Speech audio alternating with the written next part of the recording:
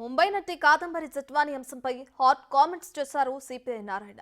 ఈ కేసులో ఉన్న పోలీస్ అధికారులను నిక్కర్లతో ఊరేగించాలంటూ ఘాటు వ్యాఖ్యలు చేశారు. బ్రతికుండగానే వారిని జీవత్వంగా మార్చాలని డిమాండ్ చేశారు. అదే వారికి సరైన శిక్ష అన్నారు. అప్పుడే వారికి సరైన బుద్ధి వస్తుందన్నారు.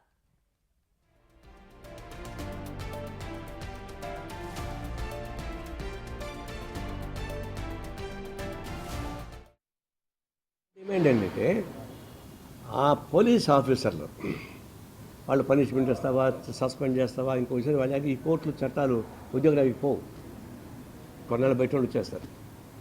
వాళ్ళని కడ్రాయిలు వేసి హైదరాబాద్లో బాంబేలో ఊరేగించాలి బట్టలు తీసేసి. అప్పుడు కానీ వాళ్ళకి బుద్ధి రాదు.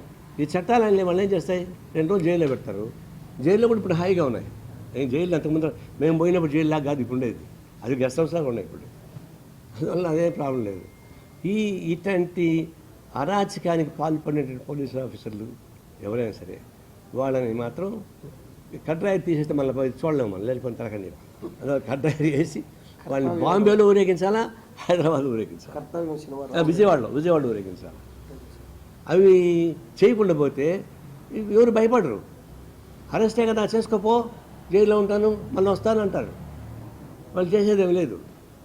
జీతం కట్ చేయొచ్చు కావాలంటే, ఇంక్రిమెంట్ కట్ చేయొచ్చు, అంతకుమించి ఏం కాదు వాళ్ళది.